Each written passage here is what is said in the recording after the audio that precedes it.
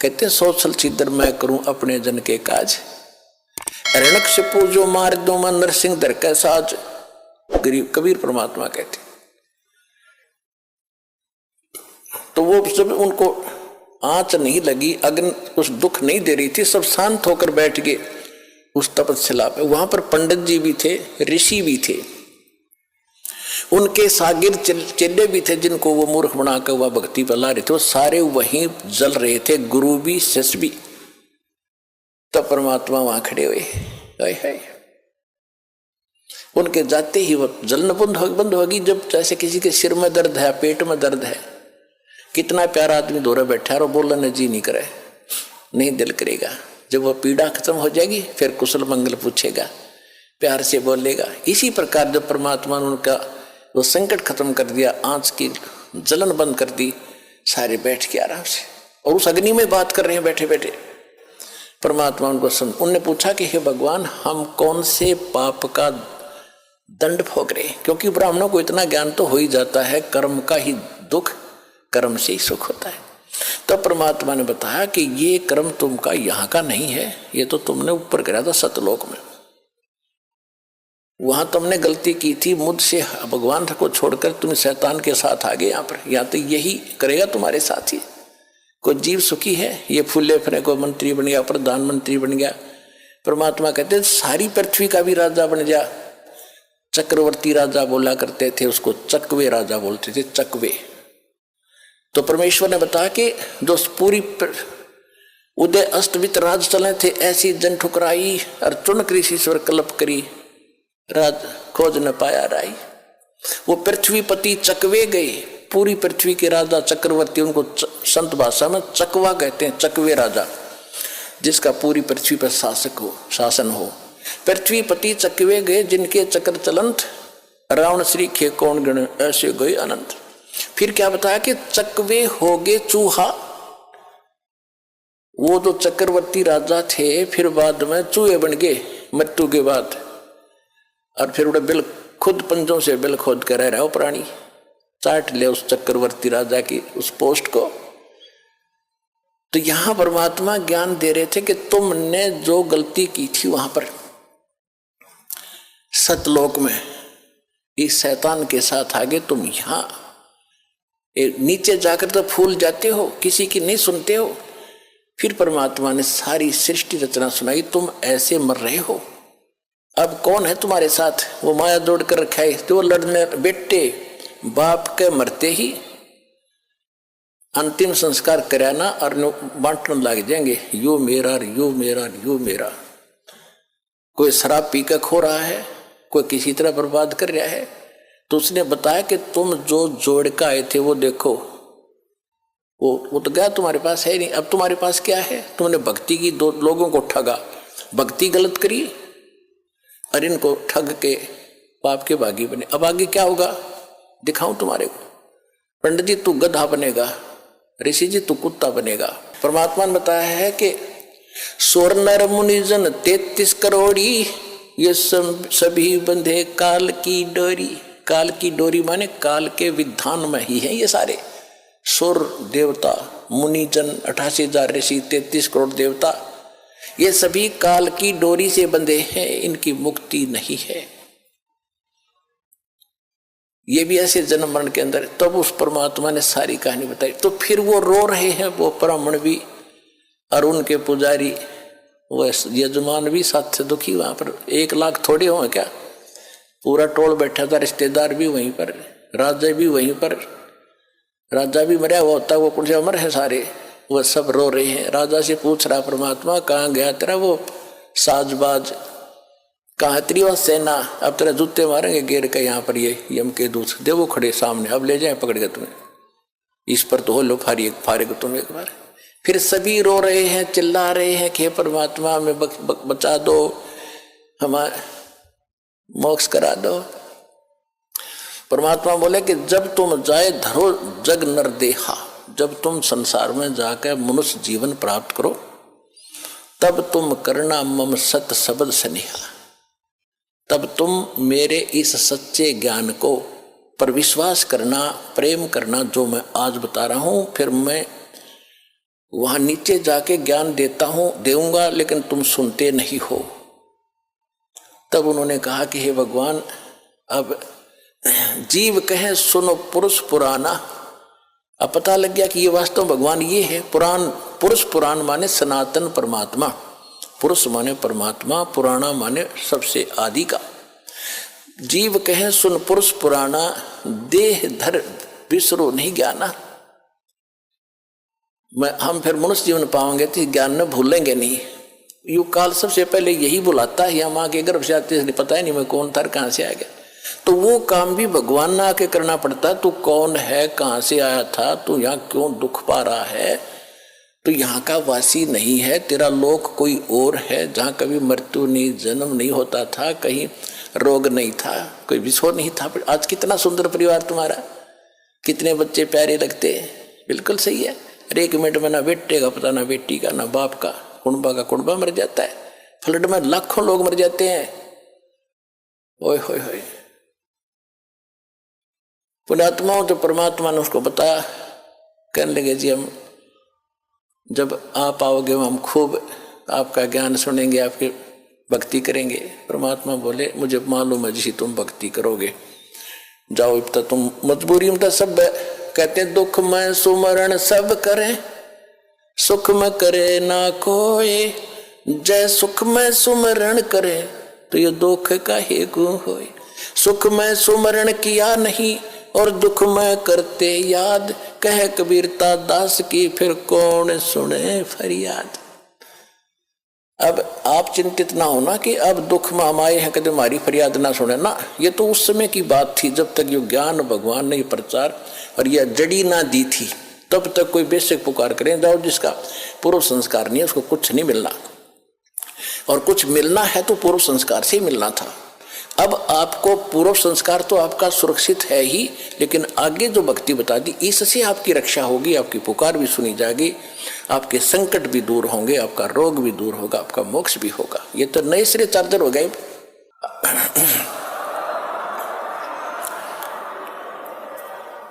तो वो तो उनके लिए बोली गई थी वाणी, जब भक्ति वो गलत कर रहे थे तब कह रहे थे तुम अब ठीक है, तुम्हारा पूर्व संस्कार का तुम्हें मिल रहा है, जब तक तुम्हारी बैटरी चार्ज रहेगी, पूर्व जन्मों के पुण्य तुम्हारे साथ है, कितने को बद करो, कितने खोटे काम करो, वो तो सारी मिलेगी।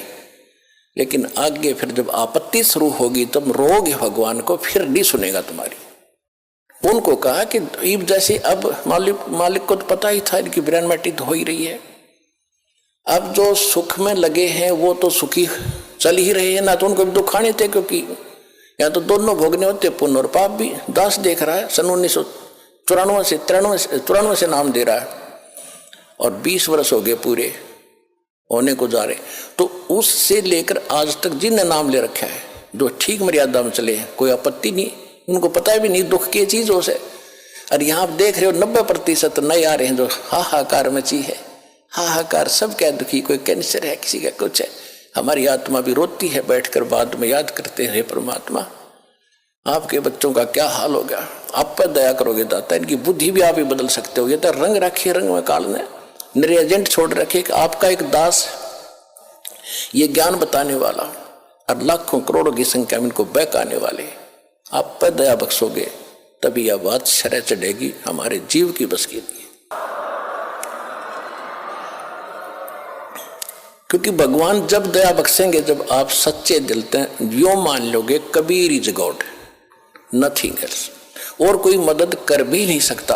तो ये सारा ज्ञान सुनाने का दास का उद्देश्य भी यही है कि आपको सब प्रमाण दिखा के ये सिद्ध कर दूं कि ये परमात्मा है, इसके बिना सुख कोई दे नहीं सकता, कर्म संस्कार बदल नहीं सकता।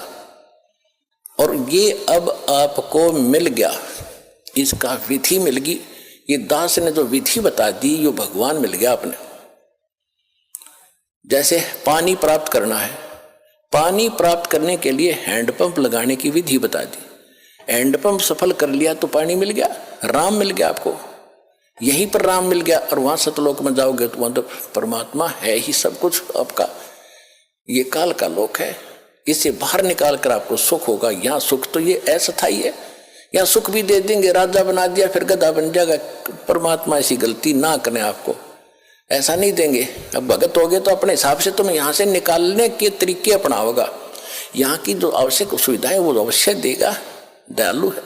लेकिन आप मांगोगे बकवाद तो वो नहीं देगा, तो उसको मालूम है। जैसे अब्राहिम सुल्तान अदम कितना बड़ा राजा था, कितना सुख था, उसको मालूम था ये पुण्यात्मा पिछले पुण्य को भोग रहा है, बकवाद में लगा हुआ है। 16,000 तक ब्याह करवा लिए उस मूर्ख ने थोड़े से जीवन के में है, और फिर फूला फुरा खूब धन वो था पिछले संस्कार का, पिछले दान पुण्य कर रखे थे उसने। जब वो सम्मान वाली आत्मा थी, फिर शेर खां नाम का एक राजा बना शेरवान शहर में, शेर। और फिर उसके बाद फिर उसके दान करवाया दाता ने। कभी फिर सुनाएंगे कथा, जो पुराने उनको मालूम है। उसी पुण्य से राजा बना हुआ था, उसे भोग रहा था, फिर वो गधा बनता जाए थे। मालिक ने उस प्यारी आत्मा को उस नरक से निकाला, राजपद छुटवाया, उसके पीछे पड़ गए।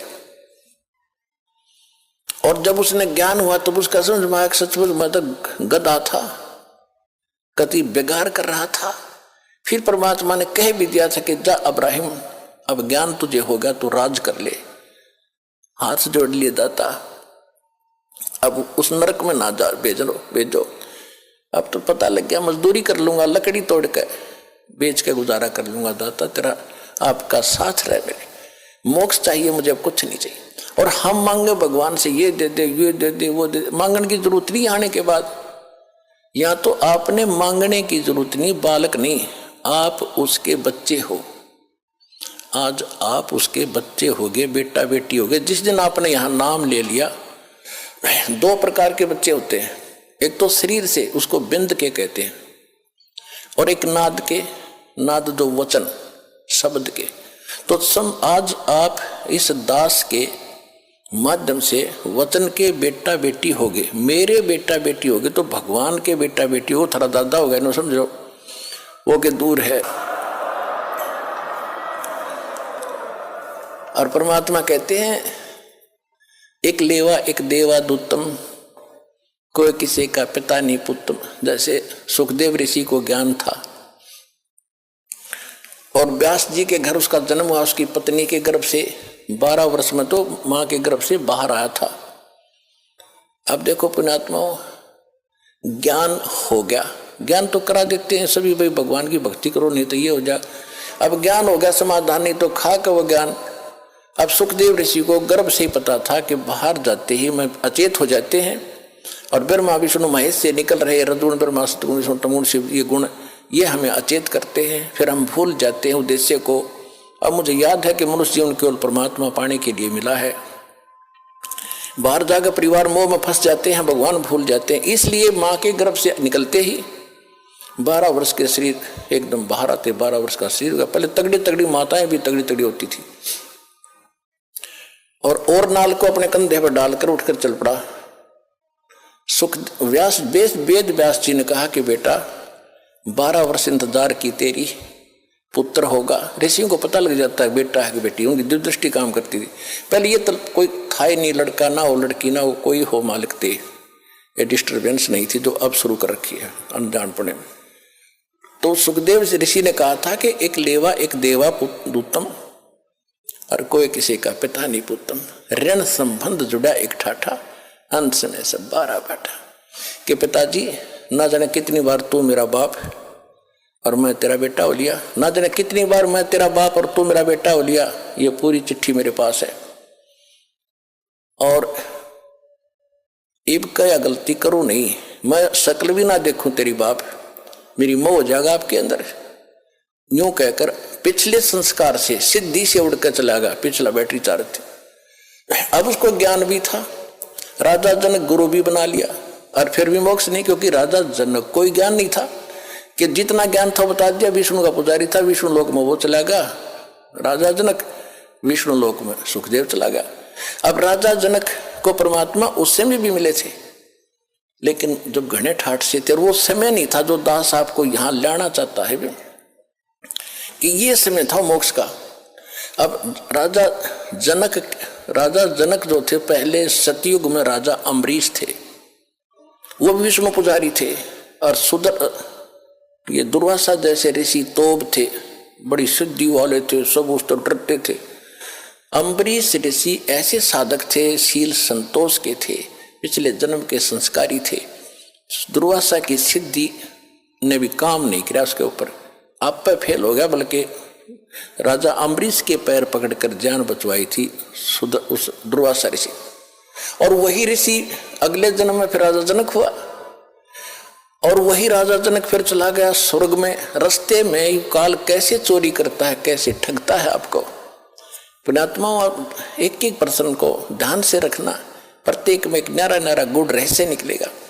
जब राजा जनक ने अपने शासन काल में, जीवन काल में राजा था, बहुत गुणे धर्म पुण्य किए थे, बड़ी बड़ी यज्ञ की थी, 100 मन घी की, सैकड़ों की संख्या, और काफी दान किया था, गौवें दान की थी ब्राह्मण ऋषियों को। लेकिन वो मंत्र ठीक नहीं थे, जैसा किया दान धर्म वो तो मिलेगा ही मिलेगा। तो राजा जनक जब जाने लगा, विमान में बैठकर जा रहा था, काल के दूत वहां से, रास्ता था एक, वहां से ले जा रहे थे। वो काल के दूत नहीं थे उसके साथ थे विष्णु जी के गण, विष्णु जी के गण, और साथ में कुछ यमदूत भी उसी जहाज में बैठे जा रहे थे। तो वहां जाकर जब एक नरक के साथ से उनका विमान गुजर रहा था, तो नरक के अंदर 12,000 आत्माएं अपने किए हुए पाप कर्मों का वहां दंड भोग रहे थे, हाहाकार मचा था, चिल्ला रहे थे। और वो राजा था, दयालु राजा था, अपने राज्य में किसी को कोई दुख होता था तुरंत उसका निवारण करता था, उसको शांति देता था, किसी को दुखी नहीं होने देता था। तो जब उसने वहां जाकर हाहाकार मची देखी तो कहा कि पार्क दो, विमान रोको। विमान रोक दिया कि ये चिल्लाहट कहां से आ रही है, कौन दुखी है इस नगरी में। उन्होंने बताया जी ये नगरी नहीं है तो नरक है, इसमें 12 करोड़, 12 करोड़ आत्माएं इसमें दुख अपना कर्म का दंड भोग रही हैं। राजा ने कहा कि इनको को छोड़ दो, इनको निकालो इससे। तो पार्षदों ने जो साथ गए थे भगवान के दूत, उन्होंने कहा कि राजन, या आपका हुक्म नहीं चलेगा, या तो धर्मराज का हुक्म चलेगा कि धर्मराज को बुलाओ, धर्मराज के पास ले चलो मुझे, या धर्मराज को यहाँ धर्मराज को बुलाओ, और नहीं तो मुझे भी यहीं छोड़ दो, मैं भी इस नरक में इनके साथ ही रहूंगा, आगे मैं भी नहीं जाता। अब वो संदेशा धर्मराज के पास गया। धर्मराज ने आके पूछा कि राजन क्या कारण है कि ये सब इनको छोड़ो, ये बहुत दुखी हो रहे हैं, मुझसे देखा नहीं जाता। तो उसने बताया जी देखो यहाँ ऐसा नहीं होता, जिसने जैसा कर्म किया वो भोगना ही पड़ेगा, ये मेरी बही, मेरी पैड में लिखा है, रिकॉर्ड में, इनको कोई बदल नहीं सकता, मेरी ताकत नहीं है बदलने की। तो राजा जनक ने कहा कि मुझे भी यहीं छोड़ दो, कि ये भी मैं नहीं कर सकता, आपको यहाँ छोड़ने का आदेश नहीं भगवान का, आपको कैसे छोड़ूंगा। तो कहने लगा मैं तो जाता नहीं, करो जो आपने करना है। अब ऐसे पुण्यकर्मी आदमी के साथ, आत्मा के साथ वो भी ज्यादा खस्सा खसाई नहीं करते, फिर अपनी चापलूसी यानी चाणक्य ऋषि अपनाते हैं। धर्मराज ने कहा कि एक काम हो सकता है, आप अपने पुण्य दे दो इनको, पुण्य संकल्प कर दो, उन पुण्यों के आधार से मैं इनको सबको नरक से निकाल सकता हूं, आपके पुण्य इनको मिल जाएंगे, आपको इतना फिर डेबिट हो जाएगा, आपके पुण्य कम हो जाएंगे। राजा जनक बड़े दयालु थे। परमात्मा कहते हैं देखो दयालु होना जरूरी है, लेकिन अपने दयालुता में अपने पैर पर कुहाड़ी मारना कोई दयालुता नहीं है, वो तो मूर्खता है। राजा जनक ने कहा कि ठीक है, मैं इनको अपने आधे पुण्य देता हूं, जितने मैंने धर्म पुण्य किए, भक्ति करी है, ठीक है। उसने उधर से काट के उन सब को बांट दिए, आधे पुण्य 12 करोड़ में बांट दिए, उनको सबको बाहर निकाला, अलग से विमानों में बैठाया, राजा के पीछे पूरा लश्कर भेज दिया, चल। अब वो सारे स्वर्ग में चले गए। देखो पुण्यात्माओं, ये आपका चोरी हो रही है, आप कहाँ तक ठग लेता है, काल का जाल कितना भयंकर है, तुम तो यहाँ तो पता ही नहीं, यहाँ तो आप ठगे जाते हो, आपके पास तो कोई पूंजी है कोई नहीं, वह बांट बूट के यहीं हो लिए, उसको तो और पूंजी लेकर जा रहा था वहां ठग ली। अब वो 12 करोड़ आत्माएं पहुंच गई स्वर्ग में, ठाठ से रह रही है उसके पुण्य से। और जब वो पुण्य राजा जनक के दिए हुए वो बख्शे हुए खत्म होंगे, उसके बाद वही आत्माएं फिर पुनः उसी नरक में आएंगी जो उनके पाप न्यू के न्यू रखे थे, वो फिर भोगने पड़ेंगे। उधर से राजा जनक का जब वो आधा खाली कर दिया है, वो फिर खत्म हो गया त्रेता में, द्वापर में तक वो वही रहा, स्वर्ग में इतने पुण्य थे। अब कलयुग में वही आत्मा राजा अम्बरीश की राजा जनक बने, फिर राजा जनक की आत्मा ये श्री नानक देव जी बने तलवंडी के अंदर। तलवंडी पंजाब यानी पाकिस्तान के अंदर एक तलवंडी गांव है, वहां पर एक कालू राम मेहता खत्री यानी अरोड़ा, उसके घर जन्म हुआ। उसका पिता पटवारी था और स्वयं ये नौकरी करने लगे। फिर एक सुल्तानपुर शहर में एक राजा था, नवाब था, और वहाँ इसकी बहन ब्याही थी नानक साहिब जी के, जो सिख धर्म के प्रवर्तक हैं श्री गुरु नानक देव जी। ये आदरणीय आत्मा कहाँ थी? अम्बरीश, सतयुग में राजा अम्बरीश, लाखों करोड़ों सेना इसके साथ, और हाँ जय जयकार होती। राजा जनक, लाखों सैनिक, लाखों नौकर इसके हाथ जोड़े खड़े रहते थे। और फिर वही अपने पुण्य से खत्म करके क्या बने? स्वयं सुल्तानपुर के नवाब के एक मोदी खाने में नौकर बने। अब परमात्मा याद दिलाते रहे बड़ी आत्मा। अब सुन ले इस विधान को जो हम बताने जाते हैं, चाहते हैं। जब तक हम कबीर परमात्मा की भक्ति नहीं करेंगे, मोक्ष नहीं हो सकता, चाहे कितना कुछ बन ले। अब नानक साहिब जी मोदी खाने में नौकरी करते थे। सुल्तानपुर शहर के पास एक नदी बहती थी, बेई नदी। वहां सुबह सुबह सभी उस शहर के लोग स्नान करने जाते थे। परमात्मा काशी में प्रकट थे उस समय कबीर जी। एक वहां पर मिले, जब नानक साहिब जी स्नान करने गए थे तो पहले दिन तो चर्चा हुई कि मैं कबीर हूँ, काशी में रहता हूँ, धानक का काम करता हूँ, मैं तो आपसे ज्ञान पूछने आया हूँ, मुझे ज्ञान बता दो, मुझे ज्ञान का पता नहीं है, आप तो महापुरुष हो, बड़े भक्त हो। गुरु नानक देव जी जो थे ये हिंदू थे, कालूराम मेहता के इनके घर जन्म था, और इन्होंने ब्रजलाल पांडे से गीता पाठ पढ़ा, गीता पढ़ा करते थे, उसका ज्ञान सुना करते थे। उसके आधार से विष्णु जी को पूर्ण परमात्मा मान लिया था। श्री कृष्ण जी भी विष्णु अवतार माने जाते हैं। तो ये बातें हो के परमात्मा चले गए। फिर कुछ दिन के बाद फिर उस दिन परमात्मा ने सारी बता दी थी कि विष्णु की यह स्थिति है, कृष्ण की ये स्थिति है, इसे मोक्ष नहीं हो सकता। और गीता में ये खुद गीता ज्ञानदाता कहता तू उसकी शरण में जा तब तेरा मोक्ष होगा। वो कौन है? मुझे इसका ज्ञान बता दो, फिर मैं आपको गुरु बना लूंगा। तो उस समय तो नानक जी को दुख हुआ, क्योंकि और भी बैठे थे सरोता। तो कबीर साहब उठकर चले गए कि ये नाराज हो जाएगा, आगे नहीं सुनेगा। लेकिन रात को चक्कर बंध गया कि ज्ञान सारा का सारा सच्चा, मैं तो गलती कर रहा हूं। अब के वो कभी आए, किसी प्रकार मुझे दर्शन दे, सारा ज्ञान सुनूंगा। कुछ दिनों के बाद फिर इसी प्रकार स्नान करने के लिए उसी प्रतिदिन जाते ही थे। 3-4 महीने के 6 महीने के बाद उनकी खूब तड़फ देखकर परमात्मा जिंदा महात्मा बड़ा का रूप बनाकर उसी बेई नदी पर चले गए, जहां वो स्नान करने की तैयारी कर रही थी। तब वहां से सतलोक लेके उन्होंने छलांग लगाई दरिया में नहाने के लिए। परमात्मा ने उनको वहीं से अदृश्य कर लिया, स्वयं भी साथ लगा दी छलांग, अदृश्य कर लिया और शव को कहीं और रख दिया अप स्ट्रीम में, जिधर से जल आ रहा था। लोगों ने सोचा, वहां स्नान करने वाले सैकड़ों की संख्या में नगर के लोग थे। उन्होंने देखा कि बाहर आया नहीं, नानक जी डूब गए, नानक डूब गया, नानक जी डूब गए। उसकी बहन को बताया, उनके बहनोई को बताया, जयराम नाम था उसकी बहनोई का। नानकी नाम था इनकी बहन का। हाहाकार मच गई। राजा ने भी गोताखोर भेज दिए, जाल लगावे। वो खोदे नीचे ने, वो शरीर धर रखा 3 किलोमीटर ऊपर ने बन में, तो वो नहीं पाया। 3 दिन झक के बैठ गए। सबने मान लिया कि नानक जी डूब के मर गए, और वो ले गए सतलोक में परमात्मा। वहां से फिर वापस छोड़ा 3रे दिन, तब उस प्यारी आत्मा का मोक्ष हुआ। तो पुण्यात्मा, इस सारे ज्ञान को समझ कर आपको पता चलेगा कि अब वो समय है जब मोक्ष मिलेगा।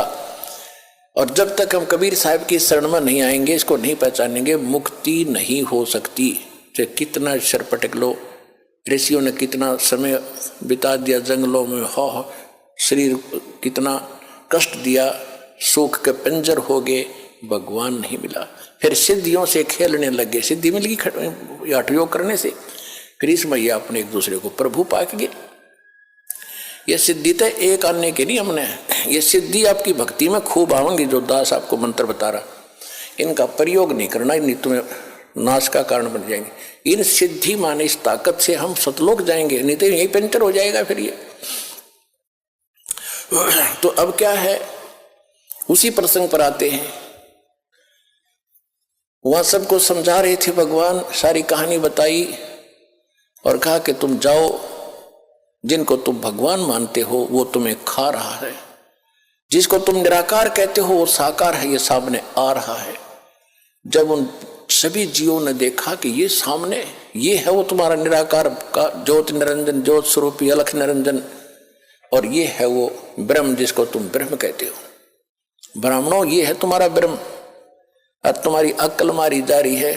देवी पुराण के अंदर 3रे स्कंद में, ना 7वें स्कंद में, हिमालय राजा को जब ज्ञान दे रही है देवी दुर्गा जी, वो बता रही है कि तुम ओम नाम का जाप करो, ब्रह्म की भक्ति करो, और सब बातें छोड़ दो, किसी की पूजा मेरी भी मत करो, और अनन्य मन से उसकी भक्ति करो, उसको प्राप्त हो जाओगे। वो ब्रह्म लोक में रहता है, वो ब्रह्म लोक में रहता है ब्रह्म, वहां चले जाओगे। और ये नहीं को निराकार, फिर निराकार की तरह तो सब जगह है। पुराणों को भी ना समझाएंगे। हाय हाय, वेद पढ़े पद पर भेद न जान, ये बाँचे पुराण 18, और पत्थर की पूजा करें ये भूल गए सिरजनहारा। कहते हैं वेद पढ़े पढ़ भूले अर्थ ना खुले।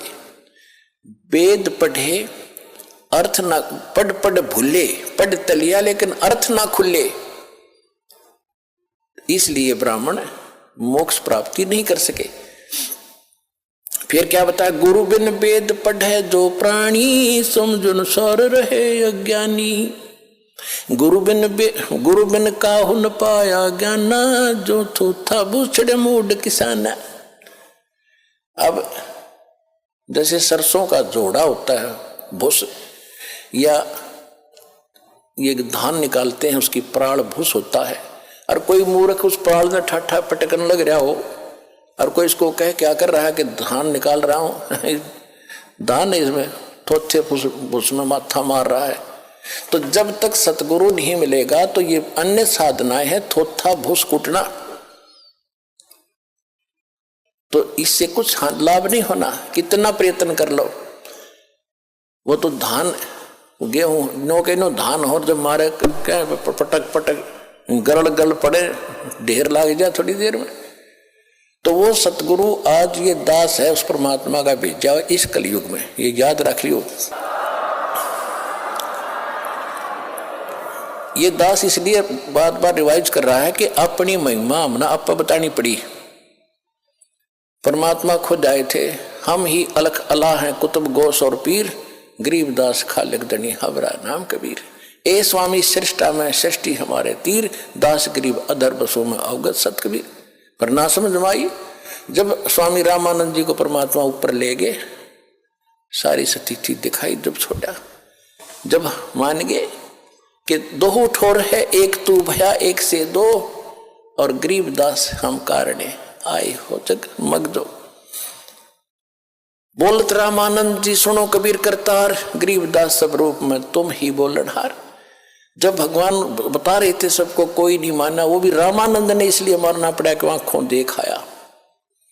तो पुण्यात्माओं, यहाँ भगवान ने अपनी महिमा बतानी पड़ी, इस दास ने भी अपना बतानी पड़ी कि मैं उस कबीर का दास हूं जो सारी सृष्टि का मालिक है, और वो ज्ञान और सतगुरु आज ये दास ही है। और जो सतलोक आसन भरवाला में आ जाएगा उसको यकीन भी पूरा हो जाएगा, फिर वो नहीं डगमग हो सकता जो इंसान की, जब वो मोक्ष की या कुछ ज्ञान ग्रहण की इच्छा से आया होगा। जो आया होगा बकवादों की, तो वो तो बता ही दिया आपको।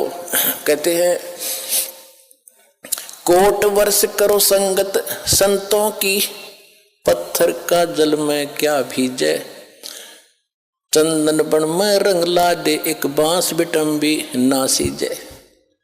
कहते हैं जैसे पत्थर को तो 20 फुट जल में डाल दो, 2 टुकड़े, और बाहर निकालो 10 वर्ष बाद, चाहे 6 घंटे बाद, और फिर उसको एक दूसरे से लगा दो। उसमें जो के तो गुण हैं, गुणों में परिवर्तन नहीं हुआ, चिंगारियां निकल रही हैं उससे। और इसी प्रकार चंदन का जो पेड़ वृक्ष होता है, आसपास के सभी नीम को, जंडी को, पीपल को, जितने भी पेड़ होते हैं अपनी महक छोड़ छोड़ कर चंदन जैसी महक वाला बना देता है, बहुमूल्य बना देता है। लेकिन एक बांस होता, बांस जिसकी लाठी बने, मच्छरदानी बने, इसका असर नहीं होता, चाहे उस चंदन के वृक्ष के साथ में उग जा, उसमें वो ग्रहण करने का गुण ही नहीं है। तो जो यहाँ आएंगे कुछ जिज्ञासा लेकर के, मोक्ष आधार मान करके, उनका तो लाभ होगा ही होगा। उनको तो समझ में आ ही जाएगा कि विश्व में आज कोई गुरु नहीं है, इस दास के अतिरिक्त सतगुरु भी नहीं है।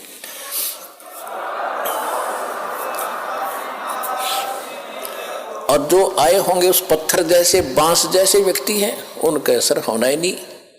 वो तो वही फिर कबाड़ में वे क्या करें, कि तो किले में चढ़े जाया करें, पत्थर और काम के आएंगे। तो इस प्रकार के जो व्यक्ति हैं, जिनको इतना ज्ञान, इतना प्रमाण देखकर भी असर नहीं हो रहा कि ये सचमुच कोई बात अलग है, तो वो बताया है कि कोट वर्ष करो संगत संतन की, जैसे पत्थर का जल में क्या भीग गए, और चंदन बन में रंग ला दे एक बांस विटम्बी ना सींचे। तो इसी प्रकार परमात्मा ने बताया कि देखो ये आ रहा तुम्हारा भगवान, और तुम वेद पढ़ो और गीता पढ़ो और पुराणों को सत्य मानते हो। और पुराणों में ये लिखा है, वेद में कहीं लिखा है, श्री देवी पुराण के अंदर 5वें स्कंद में 414 पृष्ठ पे ये लिखा वेद व्यास जी ने कि सतयुग के ब्राह्मण वेद के पूर्ण विद्वान होते थे और दुर्गा की पूजा करते थे। खाक विद्वान थे वह। वेद गीता वेदों का सरल रूप समझ लो, ये तो आप आम जानते हो, आम हिंदू समझ सकता, उसमें सरलार्थ भी है। कहीं है गीता में दुर्गा की पूजा का प्रावधान? नहीं। उसमें मंत्र गिन के 3 दे रखे हैं। मेरा तो मंत्र है, ब्रह्म हूं मैं, श्री कृष्ण में बोल रहा है। और एक पूर्ण परमात्मा जिससे पूर्ण मोक्ष होगा, उसकी भक्ति करने से दोबारा जन्म नहीं होगा। मेरी भक्ति करेगा तो मेरा भी जन्म तेरा भी जन्म सदा रहेगा, परम शांति नहीं हो सकती। वही वेद बताते हैं। वेदों का जो का तो सारांश है, ये छोटा सूक्ष्म रूप है कई वेद इस गीता में दुर्गा की पूजा। वेद सतयुग के ब्राह्मण वेद के पूर्ण विद्वान होते थे और वो दुर्गा की पूजा करते थे। गांव गांव में मंदिर बनवाना उनका उद्देश्य था। ये मंदिरों का लठी ननगढ़वा रखा है नकली पर ब्राह्मण को और वेद के ज्ञाता को, अब पत्थर पुजवा कर मार दी, सारी दुनिया भूत बनवा दी। परमात्मा कबीर जी यही बताते हैं, वेद पढ़ने पर भेद ना जाने, बांचे पुराण 18। और फिर पत्थर की पूजा करवावे, मंदिर बना, उसमें शिवलिंग धरवा दिया, विष्णु जी की पत्थर की मूर्ति धरवा दी, कृष्ण जी की धरवा दी। खाक पढ़े वेद तुमने, क्या पढ़े पुराण? तो उसमें परमात्मा ने कहा कि ये आ गया तुम्हारा ये भगवान, और तुम इसको निराकार बताते हो। कहा कि तुम जाओ यहां से, क्योंकि काल ने एक फिक्स टाइम का रखा है। काल का दूसरा अर्थ समय भी होता है। तो यहाँ का जो समय है वो निर्धारित है, इसमें कोई परिवर्तन ना वो स्वयं कर सकता, ना किसी और संस्कार में कोई परिवर्तन इसका देवता कर सकता। ये काल, भगवान काल है जो यहाँ का मालिक है, भगवान तो नहीं है, यहाँ का स्वामी है। ये भी काल है और यहाँ जो समय निर्धारित है ये भी समय भी काल कहलाता है।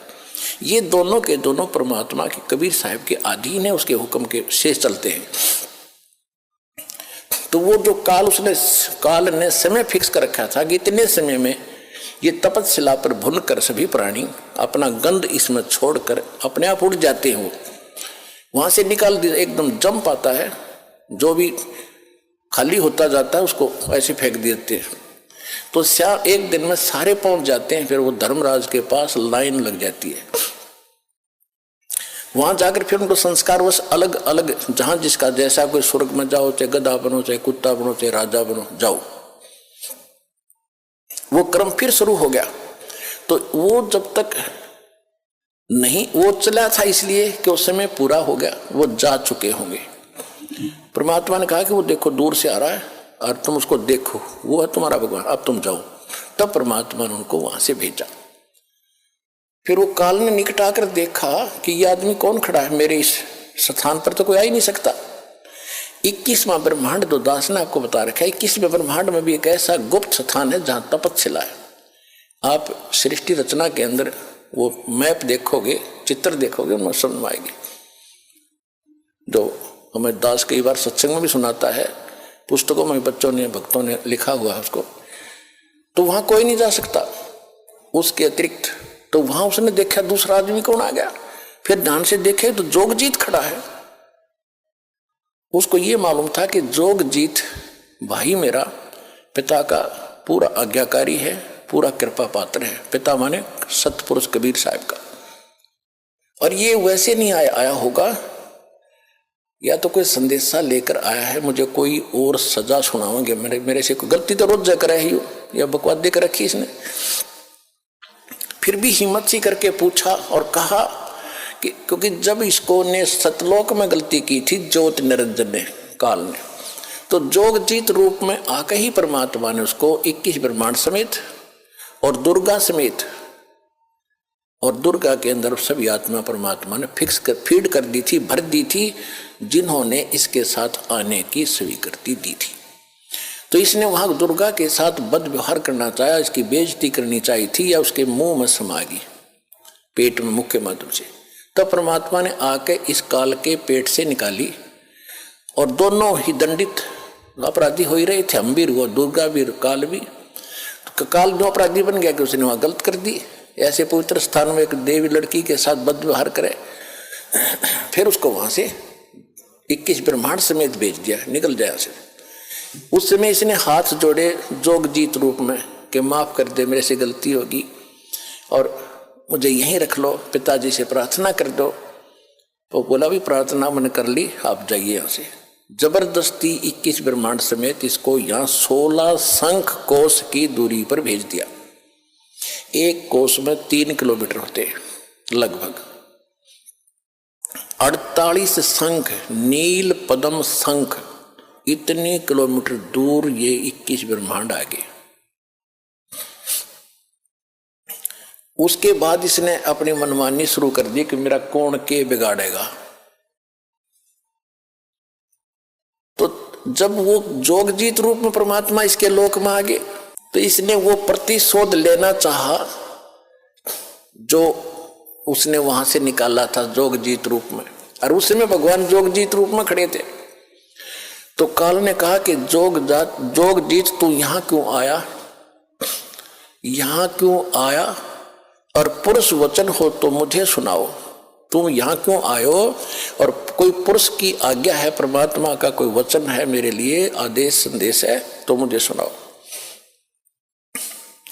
और कहते हैं वहां से बाहर निकाला मोही, और जोगजीत ना छोड़ू तो ही। तो मेरे लोक में किस लिए आ गया, तेरी हिम्मत कैसे पड़गी मेरी आज्ञा बिना तू यहाँ आने का। तुम वहां रहो, मैं अपना यहाँ रहूंगा, तुम्हारा क्या मतलब बीच में इंटरफेरेंस करने का। जो वचन है वो बता जल्दी। डर गया वो कि कोई और संदेशा लेकर आया, कि और सजाना मिल जाए तुझे, कि बोल क्या आदेश है पिताजी का, मुझे पहले वो बता, फिर मैं तुझे खूब पिटूंगा, तेरे को ऐसी पिटाई करूंगा तू याद रखेगा। तो जोगजीत रूप में भगवान ने कहा कि सुन ले परमेश्वर की का पिताजी का आदेश, तूने उसकी आत्माओं के, ये तेरे भाई बहन हैं जो तेरे साथ आगे, अरे नालायक, इनने तो तेरे ऊपर विश्वास किया, तूने इनके साथ विश्वासघात किया, इनको कंगाल कर दिया, इसने क्या जुल्म कर रखा अपने साथ, इसने ऊपर एक महास्वर्ग बना रखा ब्रह्मलोक में,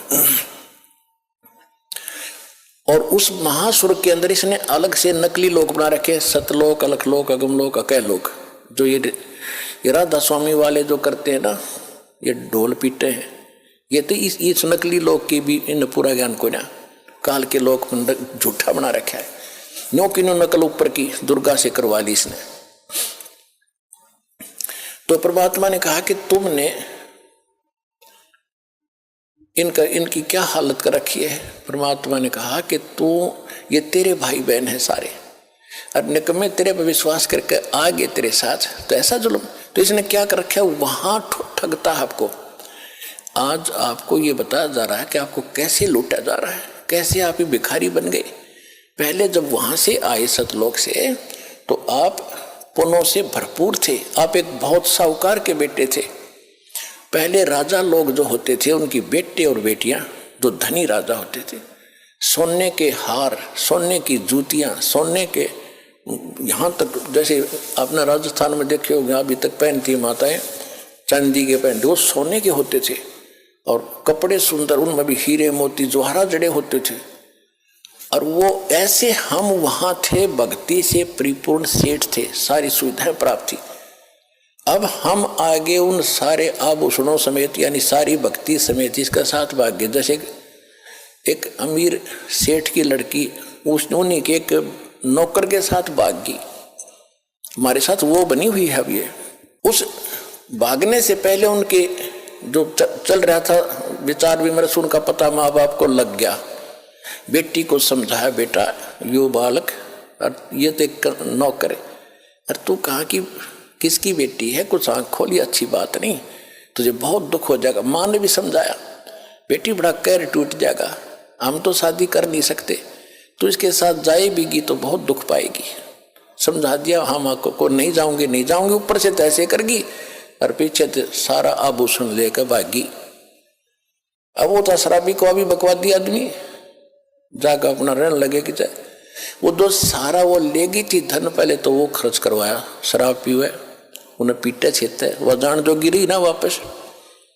फिर वो मजदूरी कर रही थी, 2 बच्चे उसके साथ थे, सड़क के ऊपर। ये दास उसमें वहां जेई था, नौकरी कर रहा था। हमारा दूसरा विभाग था, सड़क पर और काम हो रहा था, वहां हम बैठे थे एक वृक्ष के नीचे। वो माई रो रही थी। मैंने पूछा, बहन क्यों रो रही है, क्या बात होगी?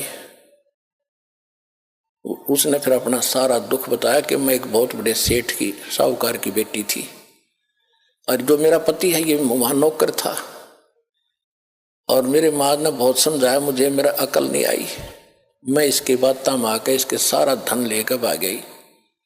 बहुत सा धन, पहले तो धन खर्च करवाया मेरे से, मारा पीटा, 2 बालक हो गए। अब भी शराब पीता है मुझे, मैं नौकरी या मजदूरी करती हूँ, जाते इनको छीन लेगा। टाइम पर टूक भी नहीं है, रो रही हूं अपने कर्मों को। अब जब तो हमने थोड़ी सी सिंपैथी हुई, भाई हम क्या कर सके, हम भी रोजी रोटी वाले आदमी, हम तो आपको क्या दें बेटा, हम भी कुछ ज्यादा ध्यान नहीं दिया। दुख जरूर होता है ऐसी सुनकर कथाएं। तो अब मालिक का ज्ञान होने के बाद अब पता चला हमारे साथ ऐसा बना, अब ये हमें लूट रहा है, सता रहा है, हमारी ब्रेन माटी कर रहा है, मजदूरी करो, लाओ कमा कर मैं खाऊंगा। कैसे? आप पहले जो धन लेकर आए थे अपने बाप से, वो तो इसने महास्वर्ग में आपको वहां रखा ठाठ से, और आपके उस पुण्य के ऊपर इसने कमीशन रखा है, होटल बना रखा है अपनी, वहां बनो खूब बढ़िया साजबाज, किसी में 25% कमीशन देता है, और पैसे जो वहां खाने पीने के ठाठ हैं, विमान है, वो आपकी पूंजी खर्च होती है। जब वो पूंजी समाप्त हो जाती, आपको पृथ्वी पर पटकता है कि फिर पुण्य कमाओ, फिर पुण्य कमाओ, फिर कहां स्वर्ग में आओ, वहां खत्म करो, फिर पाप भी साथ बनते हैं, यहां पर नरक में भी जाओ, जैसा करोगे वैसा ही फल मिलेगा, यहां कोई परिवर्तन नहीं है। अब परमात्मा ने आके बताया, होए होए, परमात्मा ने कहा, रे जालिम, ये जुल्म कर रखा तेने, हैंड टू माउथ कर दिए कि सेठ के बेटा बेटी थे, और तेने के जुल्म कर रखा है, इनसे मजदूरी कराता है, मौज तू मार रहा है, तेरे देवता मार रहे हैं, ब्रह्मा विष्णु महेश क्या है, ये भी आप कमाई कराते हैं तुमसे, इनके लोक में गए स्वर्ग में, तुम्हारी पूंजी पुण्य की खत्म हुई, इनका कमीशन फिक्स्ड है, पैसे तुम्हारे होंगे, सब होटल खोले बैठे यहाँ पर कई कंगाल देश में, लोक में 21 ब्रह्मांड के अंदर, फिर वहां से खत्म होते फिर जाओ नीचे, जबरदस्ती फेंक देंगे, एक दिन भी ना रखे विष्णु अपने घर में, अपने श्लोक में, तुम कितना प्यारा लगता हो तुम्हें, कौन खत्म हुए, पल भाग यहाँ से, कौन रोक का बीमारी ने, तो तुम कहाँ उठोगे, उस अपने पिता के घर पर जाके, वहां फिर कोई नहीं आपको भगाएगा, सीने से लगाएगा, सारे सुख देगा,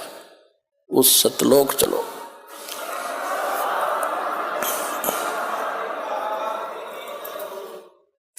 अब जो प्रसंग चला था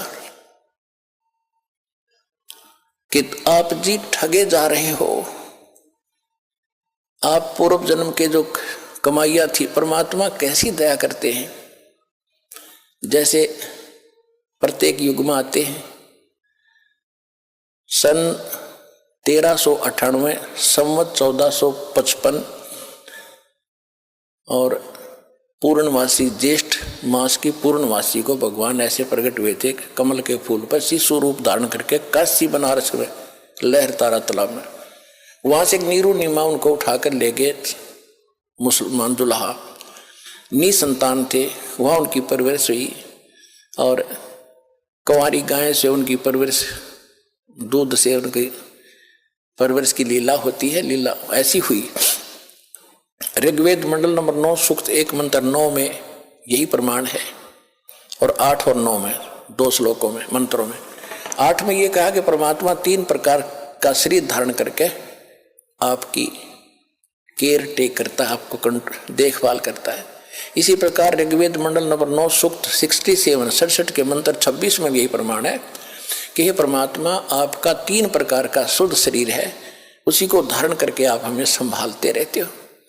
तो वो बताया गया है कि वो परमात्मा 3 प्रकार की लीला करता है। एक रूप में तो सतलोक में बैठे हैं, जब वहां सिंहासन के ऊपर सिर पे मुकुट है, ऊपर एक छत्र है, बहुत बड़ा गुम्बद है, गोल गोल सुंदर, सेंटर में बैठे मालिक, सफेद, बहुत गजब का रोशनी है, और एक रोम माने बाल होता है, एक रोम बाल की इतनी शोभा है, इतनी चमक है, जैसे करोड़ सूर्य करोड़ चंद्रमा मिला दे, और नर आकार है, मनुष्य दृश्य है। तो दूसरी सती थी, वो प्रत्येक युग में एक शिशु रूप धारण करके यहां आते हैं, और सबको फिर धीरे धीरे वो प्रवेश करके बड़े होते हैं, फिर ज्ञान भी सुनाते हैं, अच्छे नागरिक की भूमिका करके भी सिखाते हैं, और ये भी रोल करते हैं कि इस गंदे लोक में घड़ा मत इकट्ठा करो, ये इकट्ठा करने के चक्कर में तुम जीवन नाश कर देते हो, आप विश्वास करो मेरे की तरह, जैसे मालिक ने करके दिखाया था, फिर मैं तुझे कितने सुख दूंगा। कबीर परमात्मा झोपड़ी में रहते थे, सुबह का आटा है तो शाम का शायद ना हो, और 18 लाख व्यक्तियों की चिट्ठी आ गई कि कबीर भंडारा करेगा झूठी। उन 18 लाख व्यक्तियों को 3 दिन तक भंडारा कराया मालिक ने, और लड्डू, जलेबी, कचौड़ी, पकौड़ी, दही, बड़े, दोहर, असरपी सोने की 10 ग्राम सोना प्रत्येक खाने के बाद, एक मोहर एक दोहर। परमात्मा कहते हैं कल्पे कारण कौन है, कर पूजा निकाम, निष्काम भाव से भक्ति कर, जैसे मैं बता रहा हूं, और मन इच्छा फल दूंगा जब पड़े मेरे ते काम। अब तुम विश्वास करो मेरे पर, और मैं कहूं ऐसे करो, कोई भी आपत्ति तुम पर आओगी, तुम्हें ऐसे करके दिखा दूंगा, दुनिया देखेगी। और आप जी अपनी चतुरता से कितना इकट्ठा कर लोगे, और उसमें पूरा ना पट्टा आपका, तो कहते हैं साईं इतना दीजियो जा में कुटुंब समावे, हम भी भूखे ना रहे, अतिथि ना भूखा जावे। इतना मांगो भगवान से, ज्यादा मत मांगो। तुम और मांगते हो तो वो फिर अपनी पूंजी व्यर्थ करते हो। आप प्रसंग तो चला था कि जैसे ही आप यहां वचन के बच्चे बन गए हमारे, अब जिस तेरे आपके घर में बेटा जन्म लेता है या बेटी भी लेती है, उसके आने से पहले माँ के स्तन में दूध नहीं होता, बाहर आते दूध दिया जाता है। ये तो भगवान का रोल। अब आप अपना एक पिता का रोल समझो, माँ का रोल समझो, क्या भूमिका करते हैं। बच्चों को तो पता ही नहीं, अबोध है, आके निकल गए माँ के गर्भ से, पड़ गए, कोई उठाओ मरो, कोई संभालो ना संभालो, लेकिन माँ बाप के अंदर इतनी प्रेरणा, उसको नहाते हैं, धुआते हैं, सीने से लगाते हैं, गर्मी सर्दी के वस्त्रों की पहले तैयारी कर देते हैं। इसको किस चीज की आवश्यकता है मेरे बच्चे को मालूम नहीं मुझे क्या आवश्यकता है। बड़ा होकर बच्चा थोड़ी बहुत जिद कर लेता है, फिर भी माँ बाप को गलत चीज उसको नहीं दिलाएंगे, वही देंगे जो उसके हित में ही होगी। अब वो आपका पिता है, आज से आप उसके बच्चे बन गए। परमात्मा कहते हैं कुल खोए कुल होत है, कुल रखे कुल जाए, राम ने कुल कुल भेंट लो, सब कुल रहा समाए। कहते हैं परमात्मा कि यदि तुम इस खानदान के चक्कर में भक्ति को नहीं अपनाओगे, कबीर साहब कहते हैं कि कुल की करनी के कारण अंसा गया बिगो, और तब ये कुल के कर लेगा जब तू चार पाया का हो। गधा बन गया, कुत्ता बनेगा, भैंस बैल बनकर धक्के खाएगा, तब ये तेरा कुल, तेरा खानदान, तेरी परंपरा तेरी क्या रक्षा करेगी। आज तुम कुल की करनी, कुल अपने खानदान में जिसमें तुम जन्मे हो, उस परंपरा का निर्वाह करते करते यदि भगवान को नहीं अपनाओगे, उन परंपराओं को छोड़ के, तो ये कुल की लाज तुम्हें फिर क्या लाभ देगी जब गधे बनकर घूम रहे होगे, गधी बनकर घूम रही होगी तुम। कुल करने के कारण हंसा गया बिगो, बिगो माने नाश कर लिया इसने अपने जीवन का, और तब ये कुल के कर लेगा जब तू चार पाया का हो। फिर क्या कहते हैं, कुल राखे कुल जात है, कुल खोए कुल होत है, कुल राखे कुल जाए। कुल खोदोगे वो नकली कुल को भूल कर भक्ति वाले कुल में आ जाओगे, इस खानदान में, तो उसको उसके चक्कर में तो तुम भी मरोगे और वह भी मरेंगे। तुम कहीं गधे, वो कहीं गधी, सारा परिवार ऐसे व्यर्थ हो जाएगा, तुम रहोगे ही नहीं, वो तो विगो हो गया, नष्ट हो गया। कहते कुल राखे कुल जात है, उसकी परंपरा कुल की मर्यादा में रहेगी तो तुम गए खत्म। और कुल खोए कुल हो, उस संसारिक कुल की मर्यादा को तोड़कर आप यहां आगे इस राम निकुल कुल भेंट ले, और सब कुल रहा समाये। ये दास उस कुल में शरीर के 2 बेटे 2 बेटी थी, और आज भगवान के कुल में आ गया तो लाखों बेटे लाखों बेटी होगी, परिवार भी बड़ा हो गया। तो यहां परमात्मा कहते हैं राम ने कुल कुल भेंट ले। भगवान वाले जो यो कुल कितने को नहीं, यहीं पर है जो हम बनाएंगे, इसे कुल को भेंट लो, उसमें शामिल हो जाओ जिसमें सब कुल रहा समाए। तो कहने का भाव यह है, जो हम प्रसंग पर आ रहे थे, अब कबीर साहब वह धर्म, अब वो काल जो बता रहा है परमात्मा उसको बता रहे हैं, तूने ऐसा जुल्म कर दिया इनके साथ। परमात्मा बता रहे उस काल को कि जालिम, भगवान ने भेजा है मुझे, तेरी पोल खोलूंगा, नीचे के लोक में जाऊंगा, तेरी वास्तविकता बताऊंगा, तू काल है, तू भगवान नहीं है। असली परमात्मा को तूने छुपा दिया, खुद भगवान बन बैठा। परमात्मा का आदेश है, मैं ऐसा मंत्र लेकर आया हूं, उनको नाम दूंगा, ज्ञान दूंगा, और यहां से सबको पार करवाऊंगा। ये आदेश है भगवान का। तो पहले तो वो काल भयंकर हो गया। अब कोई देखो पुण्यात्मा, ये तो यही चक्कर पड़ रहा है। इनने तो अपने ऐसे सीमा बना रखी, मेरी रोजी रोटी का नाश कर दे करेगा ये। तो उसने सोचा पहले इसने मार दूं, इसने बंदी बना दूं, यहीं बांध दूं, इसने नीचे नहीं जान दूंगा, ये तो नाश करेगा, मेरा भट्ठा बैठा देगा सच्चाई बता करके। तो पहले तो उसने खूब झपट्टा मारा, जैसे चिड़िया के ऊपर बात झपटता है कि आजा पहले तुझे संवारता हूं मैं भी। तो परमात्मा अपनी प्यारी आत्मा धर्मदास जी को बता रहे हैं, 600 वर्ष पहले आए थे, वो वाणी में लिखी हुई है कि धर्मदास को कहा कि धर्मदास, जब उसने मुझे मारने के लिए अपना चला मेरी तरफ भयंकर रूप बना के, तो मैंने सतनाम का सुमन कर दिया। 2 अक्षर का होता है वो, और सतनाम का जब सुमन किया ना, उसको इतना गजब का झटका लगा, उसके एकदम इतना करंट लगा उसके, और वो इतना भयभीत हो गया कि पाताल में जाके गिरा नीचे।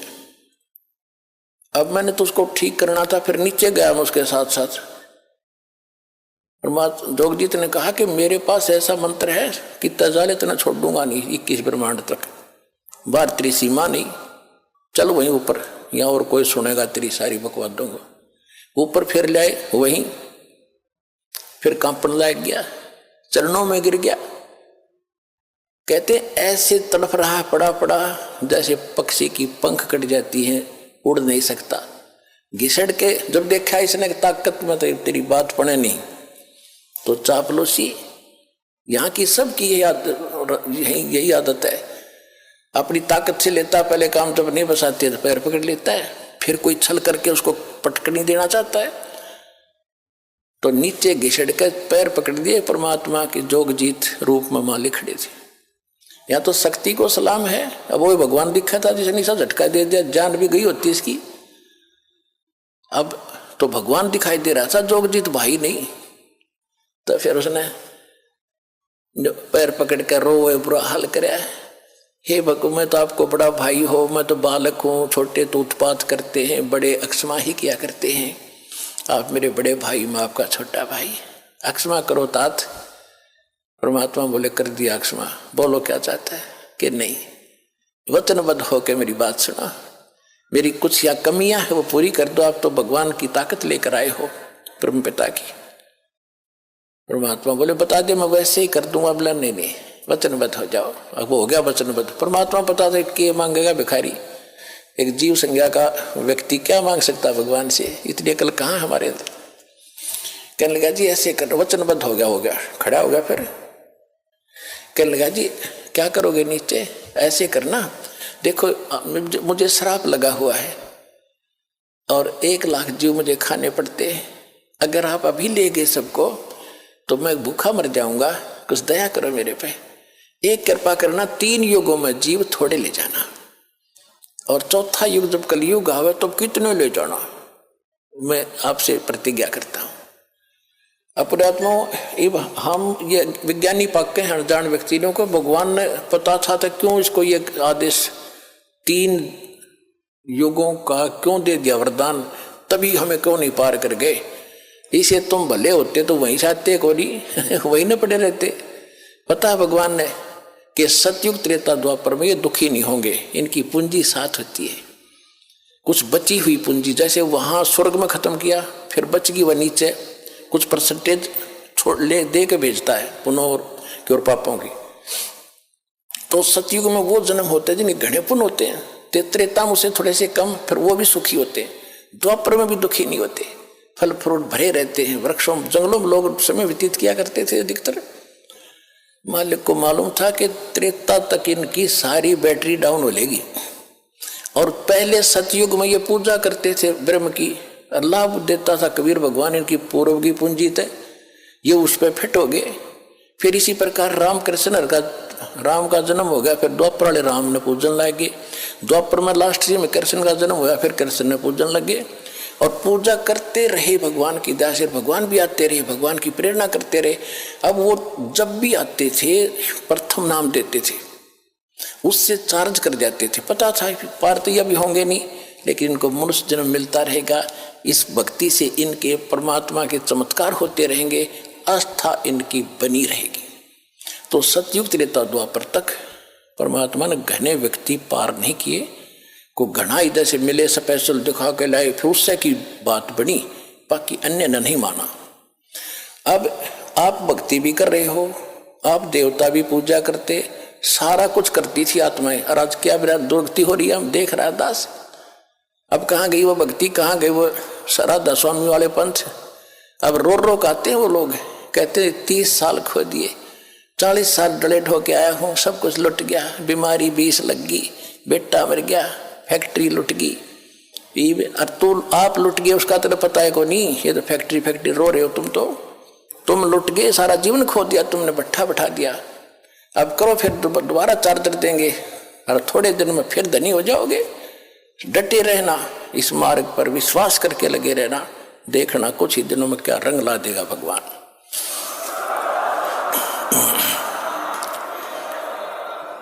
परमात्मा ने कहा भाई ठीक है, मान ली, जब तूने वचनबद्ध करा लिया, फिर क्या कहा कि एक काम और करना। परमात्मा ने कहा, हाँ, फिर उसने कहा कि सतयुग त्रेता के अंदर मेरा अंश जाएगा, मेरा पुत्र विष्णु, उसके ऊपर एक आपत्ति, उसके संस्कार में लिखा हुआ होता, उसको ये नहीं टाल सकता। उसमें लिखा था कि वो उसकी पत्नी उठेगी जंगल से, वन से, और फिर पुल की आवश्यकता पड़ेगी, वो पुल बनवाना भगवान, आपकी ताकत में वो पुल बनेगा नहीं उनसे, वो बालक है मेरे। परमात्मा बोले ठीक है।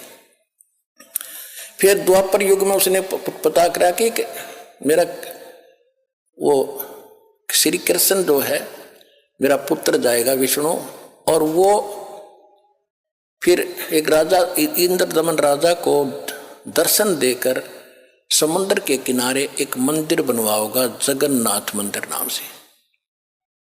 उसको वो मंदिर पुल समुद्र नहीं बनने देगा उस मंदिर को, क्योंकि वो प्रतिशोध लेगा जब राम रूप में, रामचंद्र रूप में विष्णु जी ने समुद्र को बुरा भला कहा था।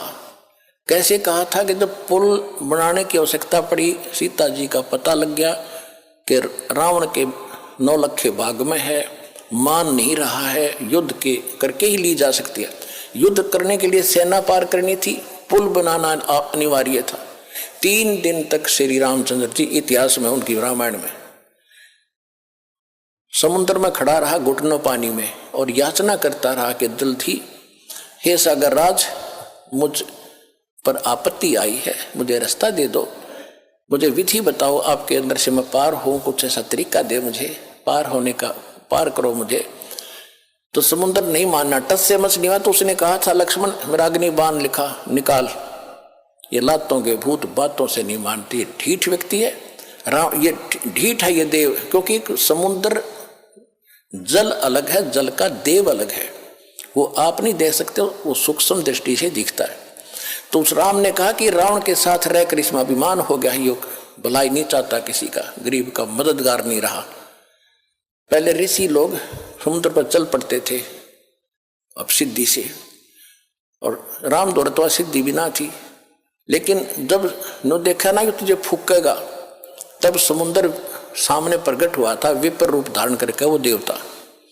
और तब उसने बताया था कि आपकी सेना में नल और नील नाम के 2 सैनिक हैं, और उनको उनके गुरुदेव की दी हुई शक्ति है, उनके हाथ से पत्थर तैर जाते हैं समुद्र के मेरे ऊपर, और कोई तरीका नहीं, उनसे पुल बनवा लो। अब वो नल नील कौन थे? त्रेता युग में परमात्मा 4 युग में आए हैं। सतयुग में सत सुकृत का टेरा, त्रेता नाम मुनिंदर मेरा, द्वापर में करुणा में कहाया, और कलयुग नाम कबीर धराया। तो मुनिंदर नाम ऋषि से आए थे।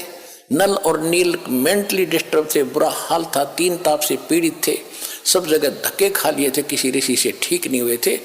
परमात्मा मुनिंदर उर्फ कबीर जी की आशीर्वाद मात्र से वो स्वस्थ हो गए थे। उसके बाद उनकी अटूट श्रद्धा बन गई थी, और वो जब समुद्र में कपड़े कुपड़े धोने जाते थे, वो भोले भाले गने थे, डूब जाते थे, बह जाते थे, बर्तन रह जाता एक आधा। फिर ये लंबी कथा है, आज विषय दूसरा है। तो परमेश्वर कबीर जी ने नल नील को आशीर्वाद दे दिया था कि तुम्हारे हाथ से बेटा अब कोई वस्तु जल में नहीं डूबेगी। तो वो उनके पास वरदान मालिक का था, तो हल्दी की गांठ से ऊपर सारी पाके गए। नल नील ने उस दिन अपनी महिमा इतनी मान ली, गुरु जी भी भूल गए, याद नहीं किया परमात्मा को। और रामचंद्र के पूछने पर भी क्यों तुम्हारे पास वो ताकत है? कहाँ जी है। तो तब कहा दिखाओ, परीक्षण करो। वो पत्थर ठाकर रखे, दोनों डूब गए, दोनों आके फिर ठाक रखे, फिर डूब गए। जब समुद्र ने कहा कि तुमने अपना गुरु जी भूल गए मूर्खो, याद करो उसे, गुरु भूलकर तुम कैसे सफल हो गए, तब उनको याद किया वो वचन जो उसने भराया था कि मेरा पुत्र जाएगा, पुल नहीं बनेगा बनवाना। मुनिंद्र ऋषि वहाँ परमात्मा ऋषि रूप में प्रकट हुए और तब कहा था कि जाओ ये पहाड़ जो है ना, ये 7 वाला पहाड़, इसके चारों तरफ मैंने एक रेखा खींच दी है सोटी से, इसके बीच के पत्थर उठाओ, सब हल्के हो गए। नल नील जो कारीगर भी थे वो सिर्फ उनको छोल छाल के फंसावे थे, बाकी पत्थर हल्के करे थे कबीर भगवान। ये भी ध्यान से सुन लेना, ये तत्व ज्ञान है पुण्यात्मा। भी जो कथाएं तुम सुना करते आप जी, अब ये इनका एक सब सिर चढ़ेंगी। कथाएं सुन रखी थी, सिर पैर नहीं था इनका। तो उसने ये वरदान लिए थे 2, एक जगन्नाथ के मंदिर को बनवाने के लिए। तब जब इसने उसको कहा था कि गुलाम जो है लातों की लातों से मानते हैं, प्रार्थना नहीं सुनते, तो उसका प्रतिशोध समुद्र ने, उसको पता था कि लेगा। यहाँ तो ऐसे टिट फॉर टैट ये भूलते नहीं सारे जीवन। ये खुद भगवान भी अपना टिट फॉर टैट देते आए हैं। राम रूप में बाली मारा था, श्री कृष्ण रूप में उसी बाली ने शिकारी बनकर श्री कृष्ण की हत्या की थी ऐसे वृक्ष की ओट से। कहते तुम कौन राम का जप दे जापम, अर्थात कटे ना ये तीनों तापम। अदला बदला भी खुद, ये खुद नहीं तुम अपना कोई संस्कार खत्म कर सकते, तुम्हारा कैसे करते। तो अब शॉर्ट में बताऊंगा, समय ज्यादा हो गया। तो वापस फिर तब उसने ये 2 वर और मांगे थे। परमात्मा बोले तथास्तु, तीनों दे दिए और बोले। फिर एक और मांगा था कि एक और दया करना कि कलयुग में पहले मेरे, एक ये प्रार्थना की थी कि आप जबरदस्ती ना करना किसी को भी। सतयुग जब 4था युग जो कलयुग आए उस समय की, किसी को बाई फोर्स ना ले जाना, अपना ज्ञान देना। आपके ज्ञान को माने वो आपका, और मेरे उस ज्ञान को माने वो मेरा। परमात्मा बोले तथास्तु, ठीक है। मालिक को मालूम था जब मेरा ज्ञान नहीं समझ में होगा तो मुझे मानेंगे कैसे, तो पहले ज्ञान नहीं दूंगा उनको जा करके। फिर कहा कि पहले मेरे दूत जावे, मेरे संत जिनको मैं संत बनाकर भेजूं, और बाद में तेरा दूत जावे, तेरा संदेश वाहक जावे। परमात्मा बोले ठीक है तथास्तु, ठीक है भाई। अब फिर यो कहते हैं ना, फिर जब गर्द लगकर बच्चा सुखी खड़ा हो गया, कहने लगा जोगजीत जब तुम कलयुग में जब कलयुग में ये जीव पहुंच जाएंगे ना, इनको ऐसा कर दूंगा, ये भक्ति योग नहीं छोड़ूंगा। कलयुग के अंत में, कलयुग में नाना प्रकार की पूजा इनके फट कर दूंगा। देवल पुजवाऊं, देवल मान मंदिरों में मूर्ति बनवा के, और तीर्थ व्रत झूठे जब तब मन लाऊं।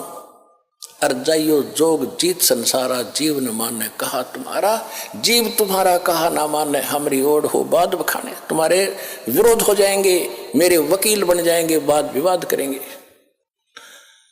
अब परमात्मा बोले कि ये तू अपना काम करना, जो मैंने वरदान दे दिया। फिर कहा कि पीछे मैं भेजूंगा अपना दास। जब तेरे वाले सारी बकवाद घट चुके होंगे, जो ओछा मंदा ज्ञान वो सुना चुके होंगे, जब मेरा दास जाएगा, मालिक को मालूम था कि पहले ये बक लेंगे जो बकना है, फिर अपना दास भेजूंगा, इनकी पोल खोल देगा, प्रमाण दे देगा, सारे मेरे बच्चे मुझे पहचान जाएंगे। तब परमेश्वर ने कहा था कि 4था युग जब कलयुग आई, तब हम अपना अंश पठाई। कहते हैं घर घर देखो बोध विचारा, सतनाम सब ठोर उचारा, और काल फंद छूटे नरलोई, सकल सृष्टि परवानिक होई। पूरा विश्व मेरा दीक्षित होगा, मेरे मंत्र का, मेरे जाप नाम का। और कलयुग बीते 5505, तब ये वचन मेरा होगा साचा। कलयुग बीत जावे जब एता, तब सकल जीव सभी प्राणी परम पुरुष पद चेता। कि जब इतना 5505 कलयुग बीत जाएगा, उस समय सभी प्राणी जो मनुष्य जीवन धारण करते आएंगे, उस परम पद के चेता होंगे। चेता माने जानकार। कौन से परम पद के? गीता अध्याय नंबर 15 के श्लोक नंबर 4 में कहा कि तत्वदर्शी संत की प्राप्ति के उपरांत परमेश्वर के उस परम पद की खोज करनी चाहिए, जहां जाने के बाद साधक फिर लौटकर कभी संसार में नहीं आते।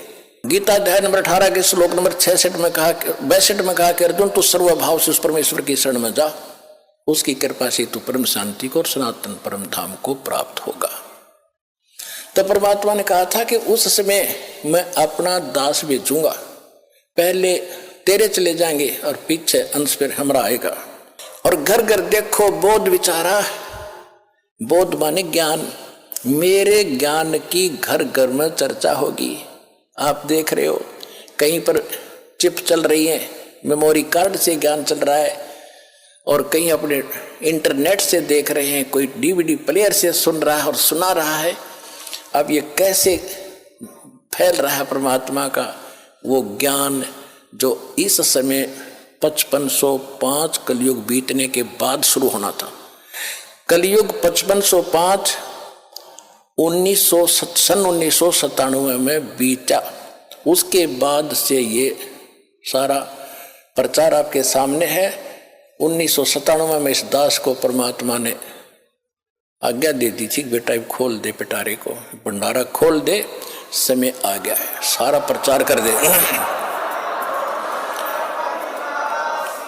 उसके बाद 1999 में दया करी दाता ने एक छोटा सा टुकड़ा करोथा गांव में आश्रम दिया। वहां फिर प्रोजेक्ट लगा लगा के भगवान के बच्चों को दिखाने लगे। पहले गांव गांव में विरोध हो गया हमारा, क्योंकि हम सच्चाई बताओ, नकली गांव गांव में ठग बैठे हुए विरोध करवा दे, जनता को भुका कर, झूठा है, कपटी है।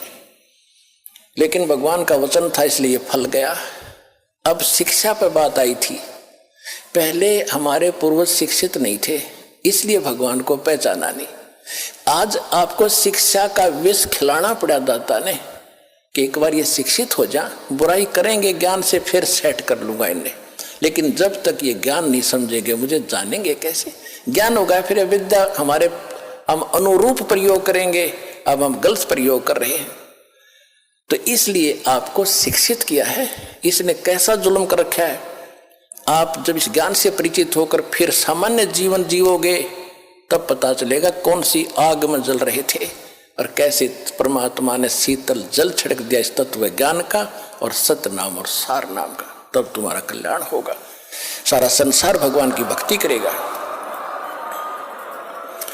सकल सृष्टि परवानिक हुई, ये किसी डूम बाट के गीत नहीं है, धनी का वचन है कबीर भगवान का।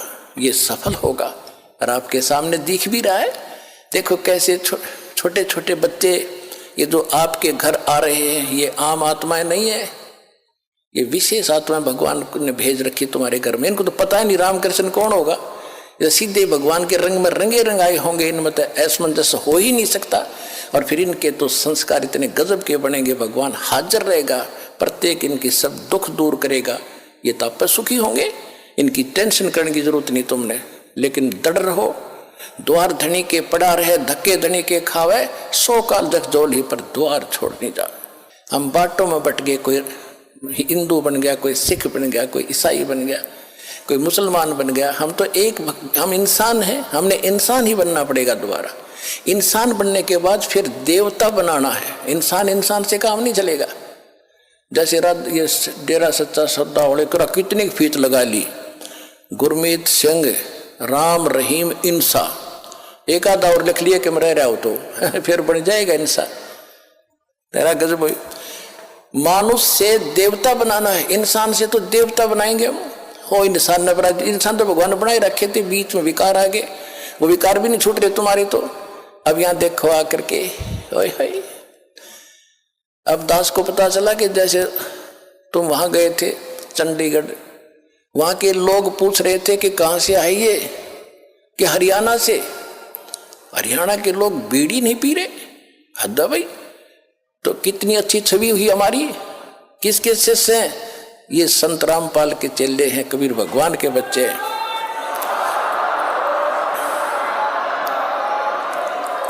और दूसरा कह रहा है कि बीड़ी तो छोड़ तुम, ये तो बैठे कैसे है इतने लोग, तो नमस्कार दें जहां भी जाते हैं रैली वाले, ये तो कोई और ही आत्मा आ रही है कहीं किसी देश से। तो तुम सतलोक के बच्चे हो, सतलोक जाने की तैयारी ऐसे ही बनेगी जब आम विकार छोड़कर एक देवता बनोगे। आप देवता बन चुके हो, सतलोक जाने की तैयारी है आपकी।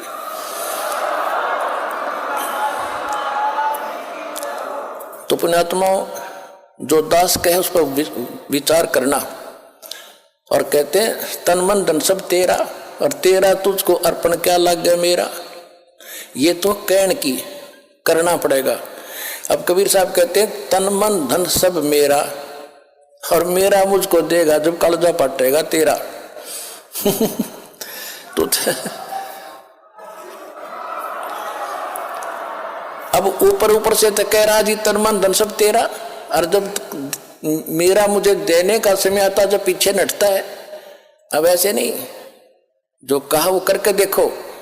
परमात्मा जो दान, जो दिहाड़ी आती थी कपड़ा बुन के, उसमें से खर्च चलाते थे, बाकी सारा दान करते थे। दान माया दुख भंजनी संचित है दुख मूल। दान करने से यह दुख दूर करेगी और इकट्ठा करके दे दो, थारा दुख का मूल हो जाएगा, तो नाश कर देगी। तो फिर परमात्मा ने जो दान किया वो ये दिखाया कि जब मुझे जरूरत पड़ी भगवान में साझा हो गया। फिर वो तन मन धन सब तेरा कहने से नहीं, करके देखो। जब भगवान में सीर कर लोगे, उसमें भगवान का उसके अंदर आप पार्टनरशिप हो जाएगी मालिक से। और फिर देखना 18 लाख व्यक्तियों को कैसे छका दिया, वो भगवान ते सीर कर लिया। तो ऐसे आप भी उस मालिक ते पार्टनरशिप करो, और वो होगी ऐसे। देते को हर देता है जहां तहां से आन, ना दिया फिर मांगते फिर यो साहिब सुने ना कान। दान कहते हैं चढ़ी चौंच भर लेगी नदी ने घटो नीर, और दान दिए धन घटे नहीं नो कह रहे साहिब कभी। तो कुछ करना पड़ेगा उससे कुछ प्राप्त करने के लिए। खेत में पहले बीज बोता है किसान, एक एकड़ में 40 किलो गेहूं डाल कर आता, फिर गाड़ी भर कर लाता 75 मन 60 मन। ऐसे कुछ बोओगे तो बेटा तुम्हें मिलेगा। विधि दास ने दी बता, इसमें पीछे ना हटियो, कुछ आगे बढ़ा करते तभी सफलता होगी। बोलो सतगुरुदेव।